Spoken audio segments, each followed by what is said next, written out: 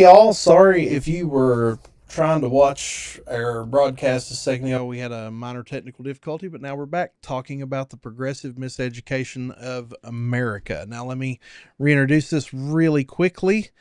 Um, Corey Miller's book examines the cultural decline of Western institutions that once made the United States, and by extension, the world, great.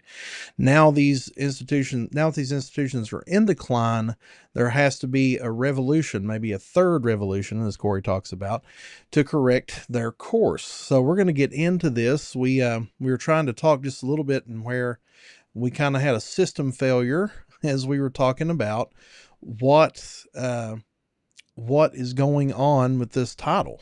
So, the progressive miseducation of America. So, Corey, if you could, and hopefully this time without any echo, and hopefully all the audio and everything is working, tell us what you mean by the word progressive, if you don't mind. Progressive is not intended to be primarily political. There are political overtones in it, in so much as politics is a subset of ethics. And so we cannot escape that if we're thinking about worldview and philosophy. But there are more undertones, you might say, with progressive. Talking about where we began with the universities and where we're at now. There's been a steady progress, but that progress has not been good.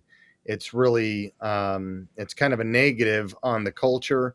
It's infused a kind of progressive ideology through one of the two major revolutions that took over the universities. So basically, the book is what happened to America? How is this no longer grandma's America? Look no further than the universities. I show the flow of the universities from the beginning until now, and then what should we do about it if we want to turn the tide?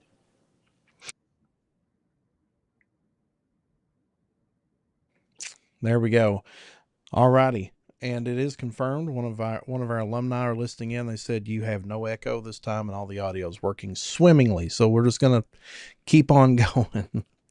So yeah, so we're not talking about necessarily politically progressive ideas here. It's talking about the progressivisms that are going on, as as Alex so eloquently put it here. One of our alums, Corey, she said colleges have unfortunately become indoctrination camps. It's like an echo chamber. And that's somebody who recently has graduated. Um, Yeah, we're it's not very, very echoing. true. Colleges certainly are bouncing. All the professors bouncing off one another, saying the same thing. Good recovery. Good recovery. Yeah. So well, let's just get into this a little bit. You say that we are now in a revolution of sorts, and you studied a lot about revolutions to write this book and things like what exactly do you mean? Like we're in this third revolution, and we're going to walk through the first two as well. But before we get to the first two, like kind of map out where we're going. Well, I'm calling for a third revolution in conjunction with the first two that have already happened in the universities, because what we see in culture right now, and this is a revolution, it's a soft revolution, but a revolution nonetheless. Not all revolutions come about through, violent means. Some are ideological, and that's what I'm pointing to, where they don't need to fire a shot, and suddenly the culture, the civilization is changed over time. And so, what we see downstream is culture and politics. Upstream from that is education. And at the apex of education is the university. So, I lay out the history of the universities in America, how they started out Christ centered, and over time, through a process of two ideological revolutions, the universities were taken over, and consequently, the culture was changed. And we're living right now in the midst of the second revolution. And time will tell how successful that revolution is going to be, if we can turn the tides or not. Yeah, and you pointed out as well that um, in your book, it's a very vivid example. I've used it myself sometimes, talking about the decline in the West. You said, if I could quote, an archway into Yale University continues to read for God, for country, and for Yale. Yet 21st century America has changed, and much that once was commonplace is now in the past. Few are living now who remember it. Astonishingly, 38% of Americans say that patriotism is very important, down from 70% in 1998. And only 39% say religion is very important, down from 62% over the same period. Those who say raising children is very important fell to 30% from 59%. And what was deemed the last living virtue in America, often associated with liberals, a belief in tolerance, is at 58%, down from 80% in 2019. And I think we're seeing some of the cultural dilemmas that have come out of this. And like you were saying before this interview started, this thing has been in the works for 2 years. I mean, you've had this thing written for a couple of years, and of course you had to make some revisions before it released, but it's kind of crazy how much this culture has changed just in the last, since I joined Ratio Christi in 2020. I mean, really, it's pretty wild how much things have changed here. Yeah, I mean, the fact that we're talking about marriage not being very important anymore to the vast majority of Americans, and that childbearing is not very important anymore. You hear those kinds of statistics, like in Korea, in one generation, they will be 50% Yeah. the size that they are now, or in Japan, that they're not getting married, they're not having a replacement rate in 2 generations. In America, in just 3 generations from now, if things don't change, imagine the current American population being half of what it is right now in just 3 generations.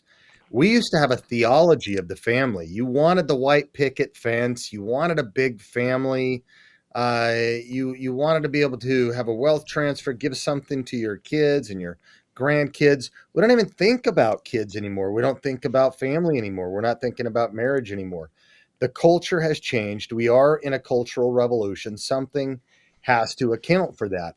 And that's right. When you mentioned 2020, we already had eyes on this. We had a booklet out talking about this philosophy, this progressive ideology way back in 2019.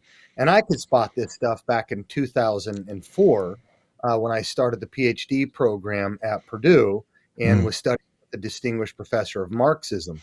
I could smell this stuff coming, and you could tell it was coming down the line. And eventually I locked hands with an atheist philosopher, Peter Boghossian, who also could detect what was going on. And before the George Floyd thing hit the fan when he died, and before COVID hit, we had already struck up an alliance because we both saw something foul on the horizon coming at us really quickly.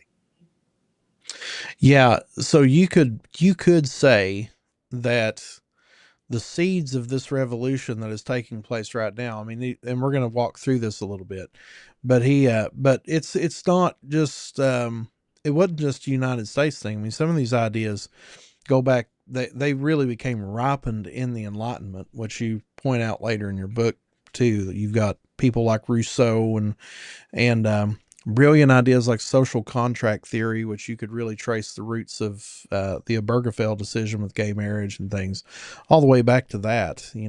That men have the right to redefine the laws, and they're not grounded in anything transcendent.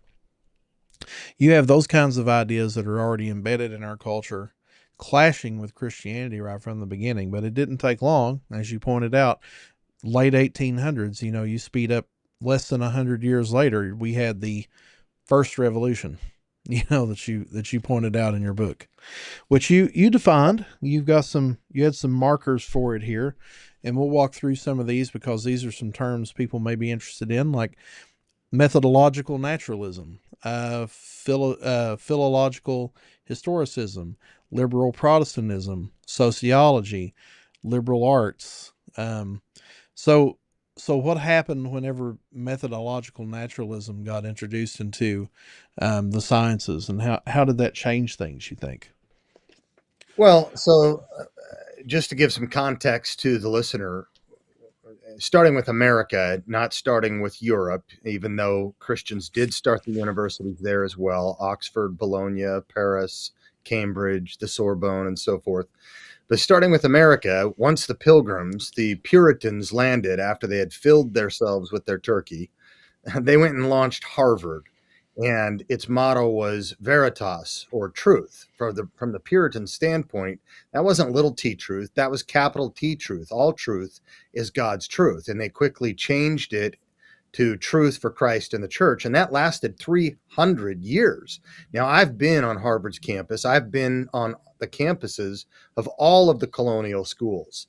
And it's amazing how their websites have scrubbed their history, but their architecture and their buildings still reveal its history, what was really there, and what's behind and what motivated Harvard in this pursuit of truth. Well, from 1636 to about 1840, virtually every college in America was Protestant, and the president was a member of the clergy. So these guys were the smartest people in town, the pastors at the time, right? And these early universities were designed initially to promote and to train ministers and pastors and missionaries. But after a while, they became secular. That wasn't a bad thing. We're not talking secular humanism. It just means they were non-sectarian. So Princeton was wanting to broaden its services beyond Presbyterians to Methodists and Baptists.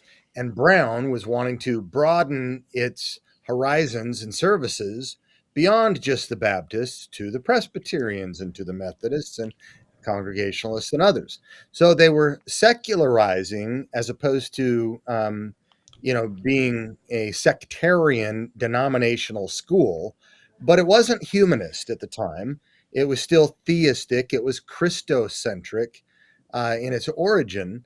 But the big thing that happened was by 1880, while church and chapel attendance were still required, there were very little, if any, PhD programs in the United States. And so to get higher education, you had to go over the Atlantic Ocean. And we sent our best and brightest mostly to Germany. And in Germany, what was going on at the time was biblical higher criticism. This is where the Enlightenment ended with Immanuel Kant. And we remember Kant because you can't know ultimate reality, right? So he's the father of modern agnosticism. So the Enlightenment period ended with agnosticism. And that wasn't a good thing. Many people say the Enlightenment project was a failure. Well, many of the Enlightenment people did have some influence in the United States, but what was happening at the time, you had Freud, you had Nietzsche, you had Hegel, you had Marx, you had Schleiermacher, the father of modern liberal theology. All of this ideology that is subversive to Christian thought. And the graduates would come back to Princeton, Yale, Columbia, Harvard, and the battle was on from 1880 to 1930. And they won. And the conservatives, the traditionalists, got kicked out. From Princeton, you had to go start Westminster. We started our secondary attempts at founding new institutions like Calvin, like Wheaton, like Biola, and so forth. And we were out for 100 years. And at the end of that 100 years, it was like the French Revolution. You had, what was happening in the Enlightenment. You had this revolution looking over at Americans' revolution, seeing success, but instead of being a God-centered revolution, the French Revolution was a God-less revolution. And Robespierre brought about the guillotine. And he ended up getting guillotined by his own guillotine. And that's what we saw in the last 20 years of this century, the first 20 years. Richard Dawkins and the New Atheists were the apex, the tail end of this first revolution, which was scientific naturalism. And Dawkins got guillotined by his own guillotine because the second revolution has begun. And what happened in your question, you asked, how did that impact us? Well, it impacted the church because it gave us liberal Protestant theology and it gave us the social gospel. The second revolution is going to give us social justice. And so, right when the dust was settling in the first revolution in America, something else was happening now in Germany in the 1920s and 30s. There was this little school called the Frankfurt School of Critical Theory. And that was a neo-Marxist movement that was trying to figure out why Marx's predictions didn't come true and what they need to do to modify the theory and move forward. Most of the founders were Jewish and they were neo-Marxist. They wanted to expand on economic haves and have-nots bifurcation to the oppressor-oppressee matrix throughout all the categories of culture, the social binaries of race, class, sex, gender, ethnicity, and so forth. Mm-hmm. That's what those guys were doing in Frankfurt in the 1920s and 30s. Bad place to be when the little mustache guy rises to power, called Hitler. They were global socialists. He was a national socialist. That was not a good place to be. So they went over to America, to Columbia, to Brandeis, to UCLA. Down south, you had the Axis powers of socialism, Antonio Gramsci. And Gramsci never got out of prison. We're going to take a trip over there in April. We're going to take a trip and look at Gramsci's gravesite. His works got mediated to us in the English-speaking world right here in Indiana at the University of Notre Dame by a Marxist professor named Joseph Buttigieg, father of Mayor Pete. Yeah. This is not homosexuality. This is critical queer theory. And then postmodernism begins 15 years later. And you think those guys are all relativists. So they ought to be across the spectrum, right wing to left wing in their politics. But they're not. They're all what are called, as a technical term, the new left, new leftists for the first and second generations, because they were all members of the French Communist Party or sympathizers. So all of those, the Germans, the Italian ideology of Marxism, and the postmodernists, it became this amalgam of postmodern cultural Marxism. All the leading thinkers came over to the United States and got set up for the second major ideological revolution. So we've made it from the late 1800s up into the 1960s. And when you start thinking about how these things started fleshing out practically, that's a good overview. But practically speaking, we're talking about, you had these movements, like in the late 1800s, 1900s, like logical positivism that basically said, like, if you can't empirically test for it, then we can't know it. Like, the only way to know truth is in the laboratory and things like that. And what you're seeing is a downplaying of transcendence in the West. And I noticed too that you also quoted Vishal Mangalwadi in your book too, which is I read his book years ago. It had to have been 10 years ago now or something.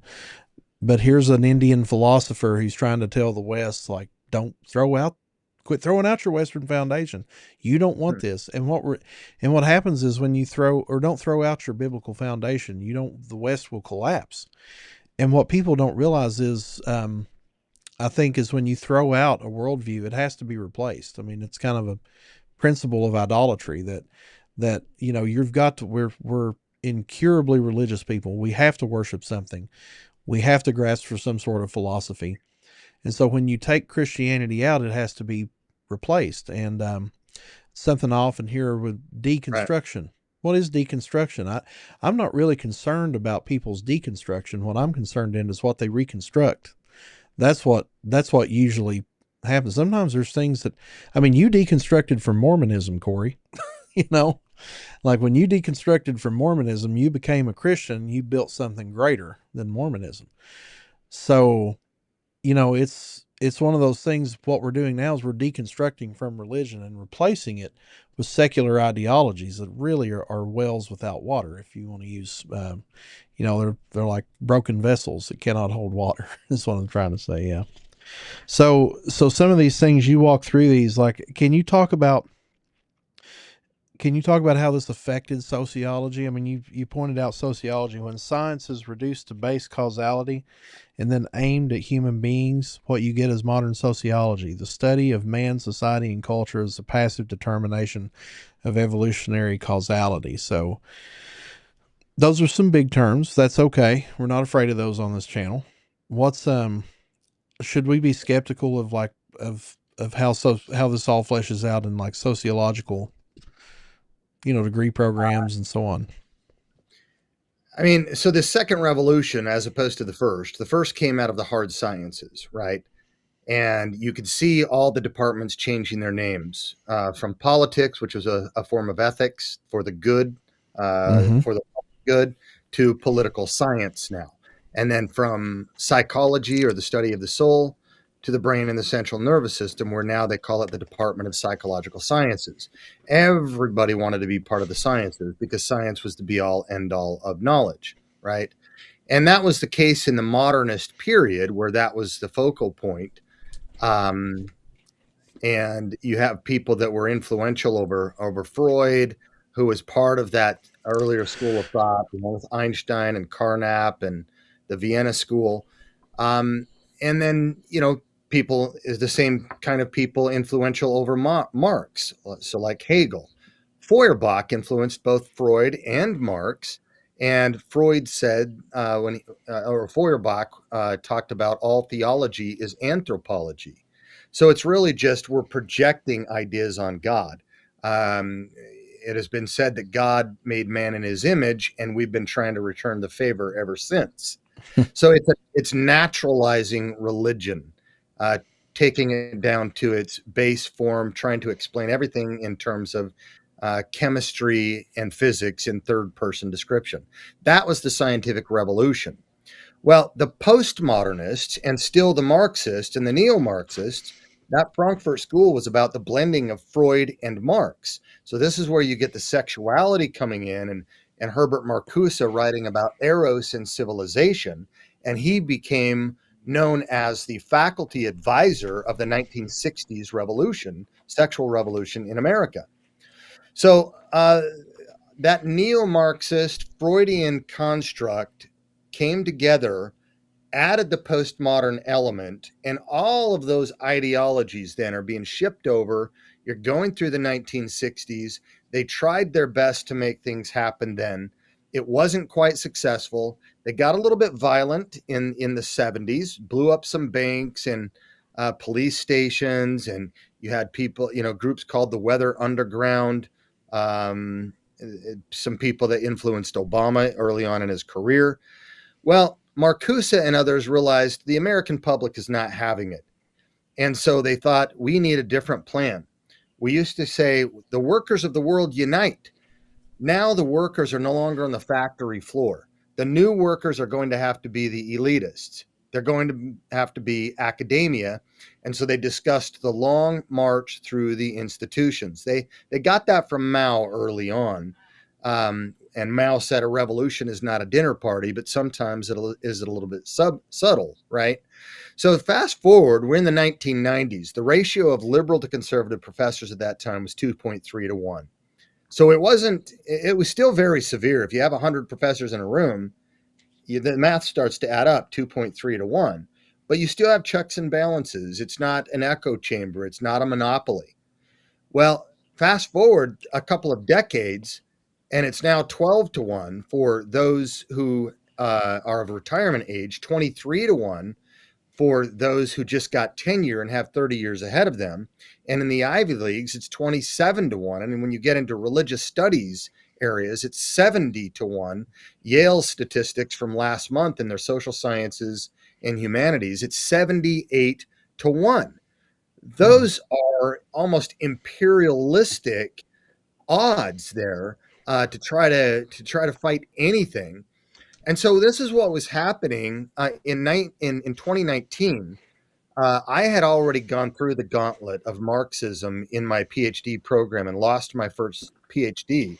I was told by the Marxist professor that I was delusional and schizophrenic, right? Which Marx says that religion is the opium of the masses. I got a paper published out of his class in a peer-reviewed journal. But I ended up having to move on for a second attempt at a PhD, given what happened to me there at Purdue. And I started seeing what was happening in culture coming down from the Marxism that I had experienced in class. I learned about liberation theology well before that in seminary, but I never thought of anything of it. I never thought it was going to have a big impact on us. Once I got to Purdue and I was studying with some significant Marxists, and some of my peers now have gone on and written multiple books, been tenured, one of them doxed a police chief's wife. I've been interviewed by Texas congressmen to do a character assessment on this one guy, and the Texas Attorney General was after him. I was seeing how radical this was becoming, and I came across Peter Boghossian, who was part of Yeah. the first guard, part of the first revolution, right? He wrote the Manual for Creating Atheists. He let me lecture in his classroom, giving arguments for God's existence, and we went to lunch afterwards, and he struck up a conversation, and he said, I'm done with this debate of theism and atheism. I want to dedicate the rest of my career to destroying social justice and critical theory. This is about civilization. You need to stop talking about apologetics. No one wants to hear about talking snakes anymore. And if you want me to talk to your board, I'll talk to your board too. So I said, well, that's not necessary, but you know what? I'll do this temporary arrangement with you, alliance with you, sort of like Stalin and FDR and Churchill. But remember, your side caused this. And he's later admitted that and realized, he said, me and Richard Dawkins and others, we knew that if we destroyed the gods of the West, something worse might emerge in its place, but none of us had any idea how bad it was. It's true. It's very Yeah. true, because you see Dawkins now repentant, really. Like he's like, I like that England is a Christian. I like Christmas carols. I like church bells. I like the fruit because yeah, he's seen the alternative now. yeah. And this is the thing. It's like whenever you throw out your religious foundation, something worse comes in its place. You see this even within religion, when things get, like with fundamentalism and things like that, when it creeps in, that's when the worst of religion comes out, gosh, there's so much in this book to talk about, so much to go through. One of the things that a lot of people do not realize, and I see eyes open anytime I lecture on this anywhere in the world, is the idea of what Francis Schaeffer used the term sacred secular split. And you rightly point out the way it's been incorporated into our common academic language is the fact value split. So maybe let's flesh this out just a little bit and why this is important, because this is what this is dealing with, guys, is how we view knowledge and how we view truth. And I feel like a lot of Christians have done this too, that we do not see the knowledge that we can find in this Bible I have beside me here. We don't have the knowledge that knowledge does not pertain to the way I view other parts of my life. So yeah, maybe you'd like to talk about that just for a minute. Sure. At the beginning of the Enlightenment, Descartes was famous for cogito ergo sum. I think, therefore I am. Right? He switched focus points from first philosophy or metaphysics to epistemology. And philosophy would forever be changed after that. And you begin in philosophy textbooks sometimes now with a introduction on skepticism or doubt, something like that. We start with epistemology now because of Descartes. I like to say he got Descartes before Horst, and the end of the Enlightenment is Kant. You can't know ultimate reality. During that period of time, I've got to come on and shake my head from that. It's like, come on. during that period of time where you had the rationalists and the empiricists in kind of battle with one another, the rationalists like Descartes, Spinoza, Leibniz were saying you could know things through the mind. The empiricists like Locke, Berkeley, and Hume, they proffered sense perception. And there was a competition between those two schools of thought. For one reason or another, the empiricist won. That's how we ended up having part of the scientific revolution. And everything, if it wasn't reducible to the sciences or if it wasn't true by definition, David Hume said, throw it into the flames, right? And so that's where we were at the time. And what did that do then to religion? What did that do to ethics? What did that do to value? You had to be able to naturalize it if you were going to have any of it. And that's why another popular ethical theory popped up called utilitarianism at the time, because you could quantify ethics now in terms of pain and pleasure. And so it could stay respectable within the university. And so that's where it grew in popularity. In the universities now, instead of the president, who was a member of the clergy, giving the capstone course on moral philosophy, they were no longer doing moral philosophy for the capstone course because moral knowledge was no longer viewed as possible. And so that's how we kind of ended with the Enlightenment period and with the first revolution, kind of a skepticism with anything that is not detectable by sense perception. But in comes the neo-Marxists and the postmodern. They like to say, when it comes to knowledge, knowledge is a social construction of reality. All knowledge, including the sciences. So now we're supposed to be skeptical not just of ethics and religion and things in the humanities, but in the sciences themselves. And so they're now on the attack, even against the hard sciences, saying that everything is a social construction of knowledge. And that's where identity comes in, and where you can now say, I think I'm a woman, therefore I am a woman. Because if we get together and we decide so, then it is so. There are no facts out there. All facts are interprofacts. And so this is the postmodern turn rather than the modernists. Right. And whenever you bring that into, whenever you start interpreting things through your own perspective, then this is how we come up with things like queer theory and theology, like you pointed out in page 55 of your book. I made a note of this.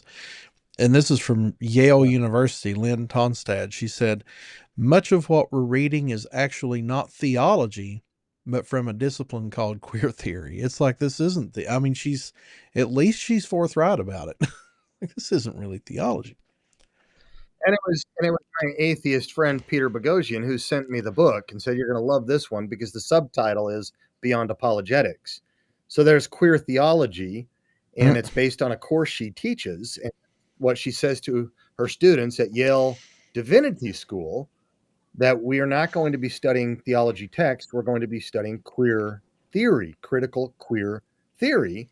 And what she means by queer, it's not that, women are lesbians, as if there is something known as a woman, and that the guys are queer and we, go half-seas on gay. Queer is a technical term defined as an identity without an essence. An identity without an essence. And so with Plato and Aristotle and the medievals, we always talked about the nature of something, human nature, the nature of God, the nature of numbers. There are no natures anymore. There are no essences anymore. There are no things you can know anymore. Knowledge is a social construction of reality. Postmodernism is skeptical and even cynical of anything called knowledge. It's what we build. And so this is where the critical theories come from, the critical theory schools. And it's often asked, like, is there anything that we can learn from these critical theory schools? So far it's maybe the only real lesson that could come out of any of that is trying to, when you're doing history, for example, you have to minimize your horizon bias. They call it, like, minimizing the way that you would want to view a certain event. Seeing things through the lens of another person may give you some sort of lean toward objective empathy toward that's really difficult to even know that you can possibly do that. But that's really what they really go on about when somebody's trying to make a case for this stuff. But honestly, I don't see the harm, though, I don't have it beside me. It's behind me here in my office, but I felt myself the harm from the critical theory schools because I was a history major back in the day. And as I was in the humanities, this was being taught. There's famous historian Howard Zinn who wrote the People's History of the United States, and it was a critical theory textbook basically that was reinterpreting events like Christopher Columbus arriving into the Americas and trying to say like actually this guy was a slave trader, and stuff like that. It's just Yeah. a complete reinterpretation of things because they're really trying their best, like, and I'm being charitable, they're trying their best to empathize with the perspective of other people. But the problem with that is that's not how you do accurate history. That's not how you do accurate evaluations at all. At the end of the day, our subjective opinion and perspective does not matter. The best way you do history, for example, would be to take those elements, say, like another good way of looking at it is like we have living history projects, like things like letters from the front lines of the Civil War. That's really a good way to know about what happens in a battle. So you have the meta narrative of the battle being informed by the perspective of the people that are there. But at the end of the day, we know who won the battle. There's truth to be discovered there. It really, at that point, perspective is no longer relevant, you know. But trying to redefine truth as personal perspective is really, it's just a bad way to go. And that's how you come up with things like, well, we want to look at this theology from a queer perspective. We want to look at this theology from a race perspective. We want to look at this theology from, and you talk about that quite a bit in this book. I was actually, uh, honestly, quite like, I was like, I'm glad somebody's finally saying this because you critiqued James Cone in your book, and I was like, that's brave. Like a lot of people are afraid to touch this guy, but he's the one that brought liberation theology in on us, which is very much a very strong critical theory. And so yeah, I don't know if you'd like to talk any about that, but Sure. it was a big chunk of the book though. You said, and what I did not realize, this is something I learned. You said on page 284, um, President Obama's pastor Jeremiah Wright was actually a disciple of James Cone. I just never known that till I read that in here and looked it up. I was like, that's something. So why would that be a cause for concern? Well, you have first of all, when we're thinking about the postmodernists, the fathers of modernity or postmodernism, like Derrida, deconstructionism, Lyotard, or Foucault. I mean, Foucault, again, you're throwing out all truth, you're throwing out all ethics. They believed that truth is reducible to power. Truth is not the correspondence, whatever corresponds to reality, some statement, the grass is green, and it's made true by virtue of the grass being green. Truth is that which squares with reality. No, truth is power. You do you, I do me. My truth, your truth. Knowledge of truth is a social construction of reality. Well, these postmodern thinkers, like Foucault, there is no one cited more on Google Scholar than him by far. And this guy, his fourth volume on human sexuality just came out a little while ago. And we discovered that he used to rape the immigrant children in France on the gravestones and throw money at them. This guy was one real sick guy. They were trying to get rid of age limit laws for sex and so forth. Um, well, the fourth most cited person on Google Scholar is Paulo Freire. He's a Brazilian Marxist. And his famous book, a New York Times bestseller, is The Pedagogy of the Oppressed. Another one, Critical Pedagogy, like critical queer theory, like critical race theory, critical gender theory. This is critical pedagogy. This is getting into the colleges of education. His works are cited the most by everybody in the colleges of education. The United States colleges of education teaching our K through 12 undergrads that then go even into Christian schools are getting Paulo Freire education. My daughter is an elementary ed major at the school that just made the rank of the number one public university of free speech and academic freedom, Purdue University, where a third of the people are engineers. And so it keeps common sense there. The bridges have to stay up. 1+1 is still 2. She shows me her syllabi for all of her classes. You've got critical theory running in through that, and she's going to be teaching third grade, right? This is coming from Paulo Freire. Why do I bring him up? Because he wrote the foreword to James Cone's book on Black theology. He also influenced Pope Francis. And James Cone is the father of modern Black liberation theology, which is an amalgam of a mix of Marxism and Christianity, where Christianity is the shell and Marxism is the core. And then his two primary disciples were the current Georgia Senator, Reverend Dr. Raphael Warnock, who said that the resurrection of Christ didn't matter on Easter. What matters is that you love your neighbor. That's what makes you a Christian, right? He did the eulogy for James Cone. The other protege was Jeremiah Wright, who was Obama's pastor for 20 years.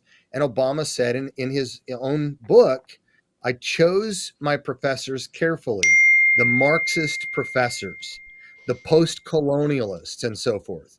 We had a U.S. president who was a card-carrying Marxist. And that's where all of a sudden Obergefell came in, and then all of a sudden Bostock on trans and things like that. And the culture started to change really quick. The Democratic Party took God off of the platform and exalted LGBTQ as, well, pretty much God. That's what was now governing the party. And now today you can see that even the most recent Democratic presidential candidates who are liberal, like Tulsi Gabbard or RFK, are now serving in the Republican cabinet. And we have Elon Musk, who is a lifelong Democrat, even Donald Trump, Joe Rogan, all of these people, along with Richard Dawkins and Jordan Peterson, all want to call themselves Christians or existentialist Christians or cultural Christians, because the Marxists have taken over one political party, and a lot of the liberal Democrats, even atheists, have moved over to share space with the Republican Party. We are living in revolutionary times. It's crazy. On the Republican side, we have Bruce Jenner or Caitlyn Jenner. It is. It's wild. And being somebody who used to work in the Democratic Party I was a volunteer on Obama's campaign in Ohio and other things. Worked on Bruce Lunsford's. I was his intern, who was, I don't know if you remember him or not, but he ran against Mitch during that blue wave, and he came real close to beating him too. Yeah, being from that camp, I would have never imagined that that's where we're at today. And the reason, so we started by saying, like, this is not a political book. This is not something that you wrote, but it's one of the things that's really unavoidable, and we've got to stop this rhetoric. We can't, nobody's advocating for Christian nationalism, whatever you want that to mean. I don't know. It's usually a slang term for don't vote your values if you're a Christian. Yeah. It's like pretty much all that is. You don't if you're a conservative Christian. If you're a conservative Christian, correct. But all of this stuff is downstream. We can't separate religion from anything. Like that's just reality. You cannot get around that. So we have to think very critically about how these things come together and how we address the culture. Now, we had a movement called cancel culture in the left, that was really strong. And I wanted to ask you this, Court. You didn't talk about this in the book at all, but it's something that's kind of a fascinating phenomenon with me. I would side on Charlie Kirk on this more. I think that I think we ought to live in a society where ideas can freely be expressed. I think everybody should be entitled to voice their opinion, as stupid as that opinion might be, because that's how this works, is that Eventually, we talk about your opinion. We talk about your ideas. May the best idea win.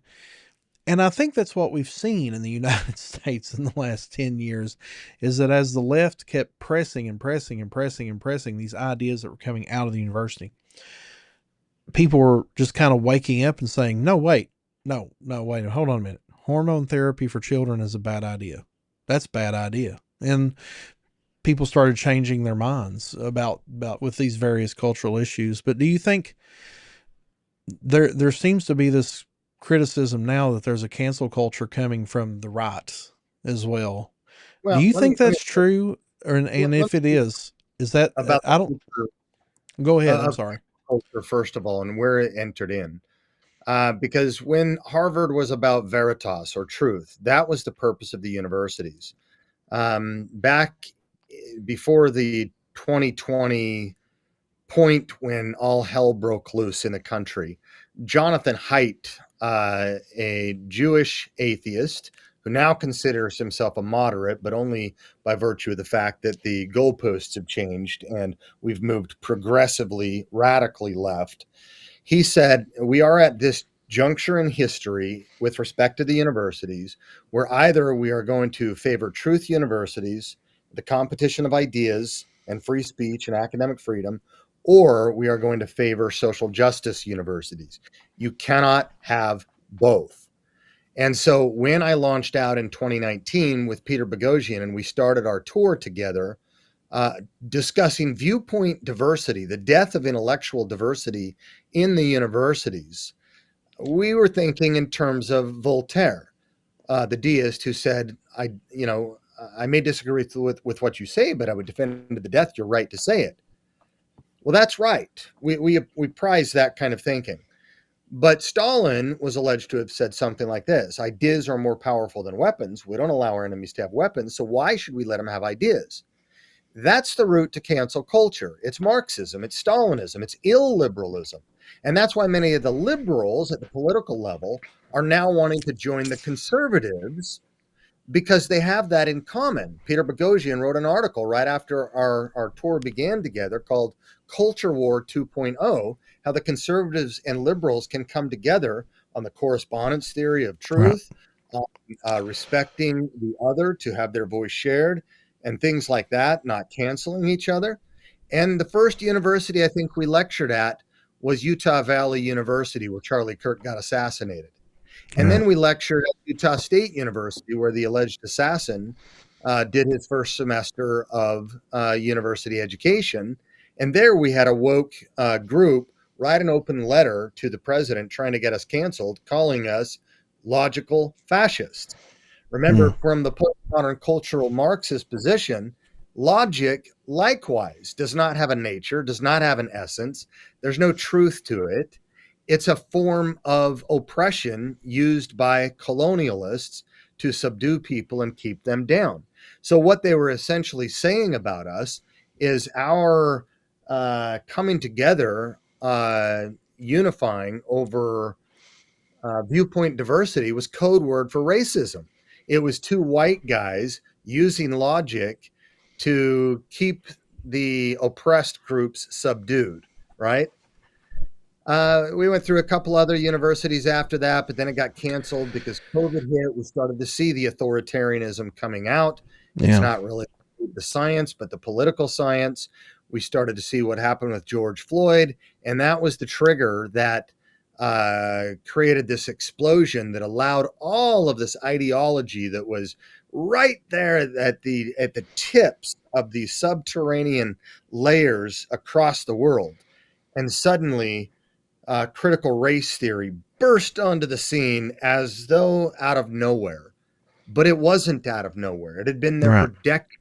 And in fact, in 1989, I get into this in the book, when we all looked over to the east and saw what was happening, we saw the Berlin Wall fall, and we saw Tiananmen Square happen that same year in China.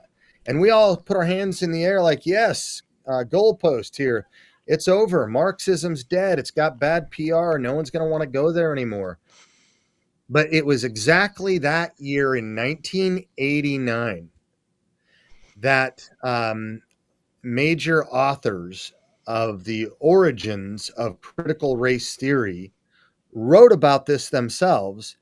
They launched in a weekend together in a church in Wisconsin with stained glass windows all the major principles they were laying out for critical race theory. These guys had been studying this already for a long time. Some of them were connected to Derek Bell, who was sort of a mentor with Obama, who did critical legal studies that then kind of turned into critical race theory. So you have Kimberly Crenshaw, who coined the term intersectionality. This is where all this stuff was coming at. In 1989, Marxism did not die over there. Remember, the Communist Manifesto next to the Bible is about the second or third most published book in human history. We should be surprised if it was not alive and well somewhere. It's alive and well in America, and the Marxists see this as the ultimate prize. Without firing a shot, though we question whether they are firing shots now, without firing a shot with tanks and missiles and things like that, if America succumbs to this, this will be the most successful Marxist revolution in human history, because America is just that influential. And what I would like to say to people is, don't sit on your duffs because an election happened and you see this maybe DEI, or DIE as I call it for philosophical and rhetorical reasons, is on retreat. It may be in some respects in the corporate world, it may be over here or over there. It is not in the universities. Before Trump got elected, Harvard had literally 100 plus full-time, 40 to 60 hours a week, DIE officers. These are political commissars with the hammer and sickle. They didn't have come to Jesus moments. They've not been released from their jobs. They're still there. And so they're putting lipstick on a pig, and they're biding their time, getting their government funding, waiting for an opportune moment. And this is why we need a third revolution. If you want to see a change in the culture, you've got to change the universities. You can't keep putting chlorine downstream in politics. You'll be able to see the bottom for about 15 seconds, because what's upstream is the university. So that getting back to my original question, as we saw the left practicing cancel culture, and I can tell you, the Gen Zs they don't like cancel culture of any stripe or form. They just don't like that at all, which is why you saw a lot of people like moving out of that in the colleges, and like moving more toward, is one of the reasons why they're moving more toward conservatism. Do you think that conservatives could shoot themselves in the foot by reversing the cancel culture? I mean, we're coming up on the top of the hour. We want to talk about some ways forward. Like, how is that? Do you think that's a constructive way forward to let go of the? You can cancel too, but when it comes to free speech, the First Amendment was never intended to say that you can say anything. You can't yell fire in a crowded theater, for example. You cannot incite violence. You cannot call for an assassination of the U.S. president, for example. That stuff is not covered under the First Amendment. And I would agree with you that many of the Gen Z people are moving toward conservatism in some sense. They've been beat down so badly with toxic masculinity, and males are part of the patriarchy, and patriarchy is bad because it's part of the oppressor class. But who are they really following? Are they following Jordan Peterson or Joe Rogan?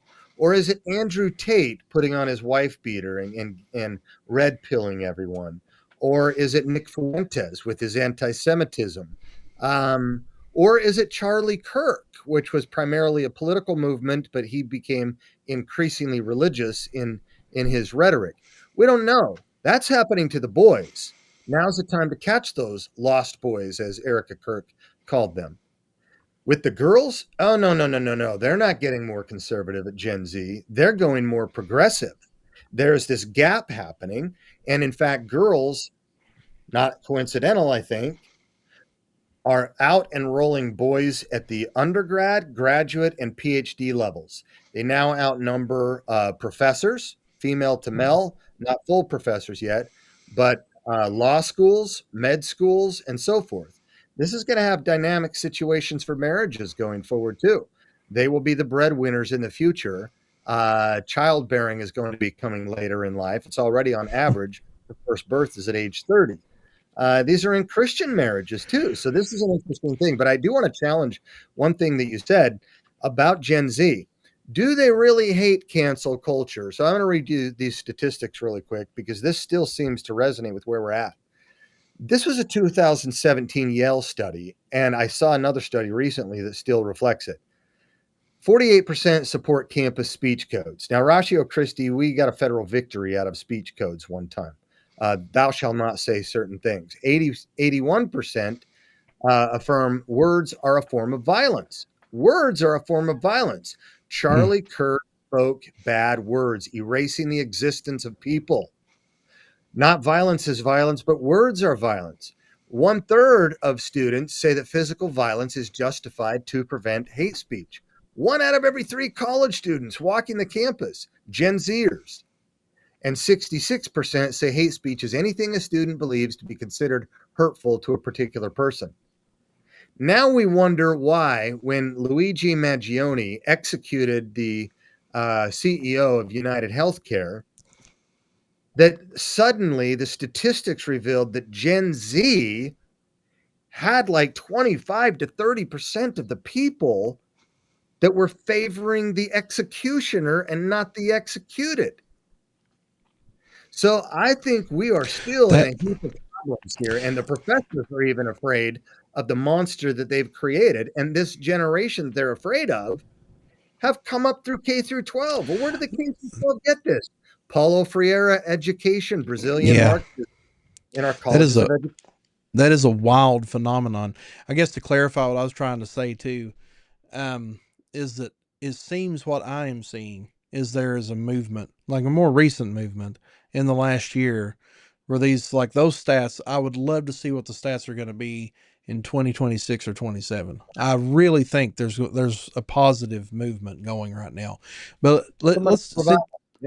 since you brought it up, I mean, isn't it wild? And I've got a reason for this. I'm bringing this up, but isn't it wild that I don't know in my lifetime if I ever seen these assassinations like this celebrated by people, which is really scary. I mean, it wouldn't matter to me. It would be equally as terrifying to me.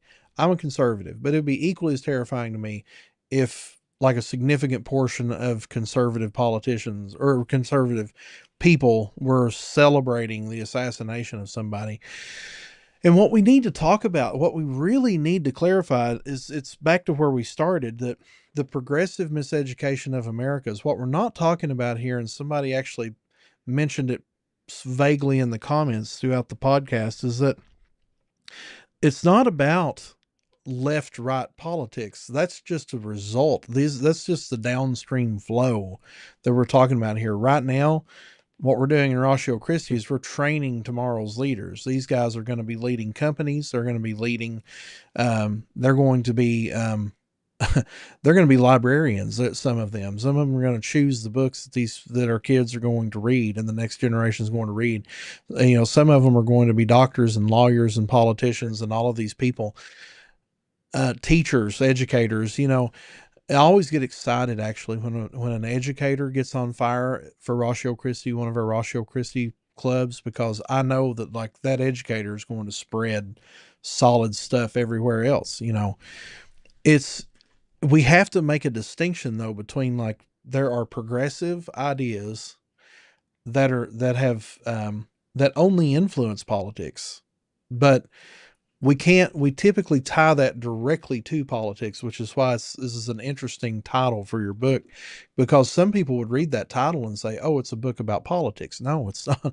Progressivism is really, it's more of a plague. And I'd go on record saying that because I used to be one. It is a plague that it infects the way you think, the way you see the world. And I can say for sure that conservatives, after running, I mean, I was president of College Democrats, Corey. I was a card carrying progressive. And then now, I don't know if you ever knew that about me. Please don't fire me. But now but now I'm very conservative. What I've noticed is if you want to be open-minded you trend conservative. Like that's what I've experienced, and it really fascinated me and really blew my mind when I was trying to develop my own worldview. Of course, you're in the church, you're walking around with more conservative thinking people, and that's what it comes back to. Is we typically make this a political battle when it's not a political battle. It is a war of ideas. There are ideas that affect politics. Guess what else it affects? Art. Guess what else it affects? Music. Guess what else it affects? The education systems. Guess what else it affects? Every system in our world. That's why people get so upset about political battles, is because that becomes like the grand idol of Yeah. everything else we're fighting for. And that's what we have to be really clear about here, because it's not, Ratio Christi is not a political organization. We're a Christian missionary organization that's trying to make people think clearly about what the implications of these ideas on our culture Yeah. are all It's got about. political overtones, but it's philosophical undertones. Again, for our listeners, up until the Enlightenment, up until Kant, politics for 2,500 years was part of ethics. Yeah. And then it became political science, right? So, in the branches of philosophy, we have the bottom one, the foundational one, metaphysics, what is real? The next one, epistemology, how do I know what is real?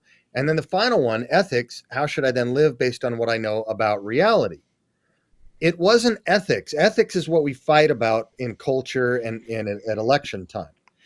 But it wasn't the tip of the iceberg that sank the Titanic. It was the philosophical, substantial stuff below. What is real? How do I know what is real? Then, how should I live Mm-hmm. politically, ethically, socially, individually, based on what I know about reality? So, what's happening in this cultural revolution has been a philosophical revolution at the substantial level. And that's why at Ratio Christi, we try to get people to think about the big questions, about the God question, and about knowledge. What constitutes knowledge, and what are the best arguments for what is real? And it happens to be that the Christian faith is intellectually superior to all competing worldviews, and our faith is a knowledge tradition, not a blind faith tradition. And we want to help people recover that and take away obstacles so that they can make decisions to follow Christ, the most reasonable faith and the most fruitful faith that made the West best. And so when it Yeah. comes to Mass in the morning after, if America is going to be made great again, it has to be made good again. But goodness doesn't exist in a vacuum. We know that it's attached to godness. Yeah. That's true. Yeah. I like how you pointed that out in your book. You said we have to make America good again. I was like, man, I like that. Honestly, that should be on a T-shirt. We should have that on a T-shirt somewhere. It's like "Make America Good Again." Like that's Yeah. exactly, because goodness, good, like basic human goodness is what's going to cause a society to rise or fall. And the best shot for that is Christianity. That's historically provable. And we could do a whole, if you guys would like to do a show on that, just leave it in the comments. I would consider doing that, because we could talk about, actually I could have Corey on for that. He's written on this subject. Is that it's very, very true that when Christianity is heavily involved in a certain culture, that culture always shines. It always does very, very, very well. And as somebody who's a missiologist in training, I can tell you that you just read missionary biographies. Just read them. It's story after story about how Christians show up and say, I have no idea what I'm doing here, but I'm just going to trust God. That's basically every missionary biography. Bad things have happened, but now these people are beginning to comprehend the gospel. Oh, they're comprehending the gospel. Their culture 10 years later is now changed. Everybody's put clothes on. They've created a structural government, and now they've built their first school, and now they've all learned like English, plus we've actually made their language. It's just amazing. It's like this was always part of the plan, so yeah. One thing we do want to be sure before we close out here, um is that, you know, we have to realize too that what happens in the United States, I've been saying this all ever since I've came back from my travels this summer, is that it's became abundantly clear to me that every decision made in the United States is a foreign policy decision. Anything that happens here, doesn't matter if it happens in Harvard or DC, it always makes its way somewhere else. And I think you see that most vividly in places like South Africa and Kenya and Nigeria, and places, there's a university right now that are teaching these theories that we talked about, that is built in Nairobi, Kenya. It's called USIU, United States International University. It's completely funded by USAID, almost completely funded by USAID. And their whole agenda, you don't have to go anywhere but their homepage. You will see the very first thing you're going to see is a trans affirming flag, LGBT flag, gender protocols, blah blah blah blah. It's like we are so good at exporting these ideas. We want to talk about colonization and how Christians have done this. Like, oh, look what these horrible Christian missionaries, these colonizers. And let me tell you something. There's a colonization of ideas right now that is spreading so far across this world that it's hard to stop it. It's hard to imagine. And as we look forward, it seems like there's two schools here in this third revolution. I like how you brought out, you critiqued one of for some of us, he's kind of a real hero here. Let me check my notes. But you were critiquing, Rod Dreher and the Benedict option a little bit, and you touched on, largely, let's be fair, those books are great. Yeah. There's a lot of great stuff in both of those books, but his solution is different than Corey Miller's solution. So how would you contrast with Rod Dreher? In fact, I put my book through Chat GPT and said, who would my greatest nemesis be? And it came up Rod Dreher. Really? Yeah, that's hard to imagine, because you guys say a lot of the same things, but the end result in terms of it, yeah, because he said the culture war is over, we have lost, we need to start hunkering down. And the image that I get is going back to the 1980s, where we were feeling like, okay, nuclear holocaust may be right upon us. We're at the height of the Cold War, and everybody was building these homes that were largely underground. So we need to take our families underground, train them, equip them, and prepare for this night of fallout. And once all of civilization is destroyed, then we can emerge back out, our eyes acclimate again, and we can restart civilization. And so Rod Dreher, I call him Rod Dreary, has actually gone over to Hungary and is pursuing dual citizenship over there right now. No. You're giving up way too quickly, too easily. That's when I reached out to Al Mohler and wanted to interview him, because he took a liberal Southern Baptist seminary and turned it over. And I look at Al Plantinga in philosophy, who created a Normandy-like beachhead in the field of philosophy and philosophy of religion in particular, where we've got a huge influence now. And I like to tell people that think that this is mission impossible. Look, it seemed like it was going to be impossible when the first revolution happened. Somehow the majority got knocked out by a minority in stealth ways over a long march and systematic effort. And then somehow the first Revolutionary Guard got knocked out as the majority, who had been there for a century, by this second Revolutionary Guard, which is there right now, and we need to be about a third revolution. And part of that revolution is, of course, Ratio Christi, as it says on my shirt. Yep. And not just Ratio Christi, but I mean, that's right, many other campus organizations. I mean, this is not, Ratio Christi might be like the Marines or the Airborne Rangers, but we need several branches of people to step up and get involved. I try to encourage our Young Republicans Association leader. It's completely student led on our, I think they're called Texas Republicans, Texas Young Republicans of Texas, something like that. They started a chapter on there, and they're pretty active too. I mean, they set out flags every 9/11. They cover the entire middle of campus with flags, like in a flag for every victim of 9/11. And they do things like that all the time.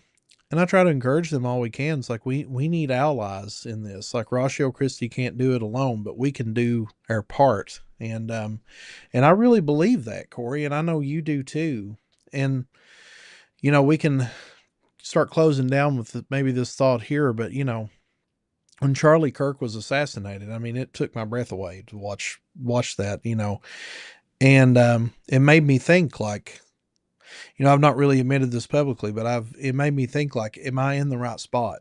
Is Ratio Christi going to make this kind of difference that we can't live without? Like, this country needs strong leadership somewhere. And what should I do? Should I go to TPUSA? Should I, I had that temptation for a second. I'm like, this is outrageous. And, for me, it was like, it really settled into my heart. Like, I just had this peace that, we're doing the right thing. This is why we're fighting this battle. We've been fighting this battle since Ratio Christi was formed, 2008. We're already in it. We're already in the trenches. We're already in the battle. And that bullet had a message. It really did have a message. And that message was, we believe you're so wrong, we're going to kill you. This is a literal battle at this point. And I'm like, what should I do? And it's like, like any good soldier, you just keep marching. You're doing exactly what you're supposed to be doing. And I was like, I don't think I've ever had that thought before when something like this happens. It's like, oh man, what should I do? Okay. Just keep doing what I'm doing, which is working with Ratio Christi and trying to influence tomorrow's leaders not to be like that. And I don't think there's any, Here's an ironic response to your point you just brought up. Charlie Kirk, over the last 5 years, has been getting increasingly gospel-centered and being apologetic. He's been mentored for 5 years by Frank Turek. Mm-hmm. Contacted Frank Turek because he saw Frank Turek's influence on social media with his YouTube growth. Frank Turek, most of his video cuts on college campuses come because Ratio Christi invited him on campuses. Yep. That's an interesting connection to Charlie Kirk in a roundabout way. We're all various members playing, on the same team. It's true. But we actually have an indirect impact there. And now Charlie Kirk's massive growth as a result of his martyrdom has actually driven people to Ratio Christi, donors and staff. Yeah. Well, I was wondering if we had picked up some staff. Yeah. I knew that we had to have gotten some donors, but I mean, that's what we really need, some staff. I mean, we need, there's thousands of campuses that need Ratio Christi in this country. I was actually talking to Simon Brace this summer about the early history of Ratio Christi, and talked to him again about it last week. And he said it was actually Frank Turek's event. It was an event that Frank Turek had there in North Carolina somewhere, that after that event, those guys got together talking with Frank, saying like, man, we need some sort of discipleship, something going on here. And if I have the story correct, and I believe I do, Simon said it was kind of like everybody had the idea. It sounded like all at once. It's like, well, we need to start some sort of discipleship group. Frank, what you're doing here is great, but we need follow-up. And then it's kind of reversed. Now we call in Frank. He endorsed my book, and I will be on his podcast this Thursday. So I'm going to mention him. How fun! Yeah. Confirm that story for me. I love to. I'm real interested in our history. That's really neat. So that's cool. Well, Corey, thanks for being on here today, and and thanks guys for chilling out with us. And sorry for the tech difficulties early on, but we can always blame the devil, but we know it's just software issues. So probably I'm not going to give him that much credit. But yeah, check this book out. It's it'll be coming out. What's the release date? Is it October 16th or 13th? October 14th, which happens to be Charlie Kirk's birthday and George Floyd's birthday. Wow. Interesting. I Wow, what an interesting coincidence. So check that out. October 14th, this will be released. It'll be where all the best books are sold, as we say. So you can find it on Amazon. I think there's a Kindle edition as well of it. So, There's a Kindle and there is also an Audible edition. I narrated it myself up in Chicago through an organization. oh wow, that's cool. No, I'll have to check that out. So yeah, check it out, guys. Like I said, we just do appreciate Corey being here. And is there any parting words, exhortations, Pope Corey Miller of Ratio Christi? All right. Well, guys, thank you for chilling out with us today. Thank you for being here with us. Check us out. I think we have another broadcast coming up next week with Gabriel Said Reynolds talking about Islam and the current state of Christian apologetics and all these other things. So do check us out and just keep speaking truth and keep trying to change the culture because it's working. So thank you guys and God bless.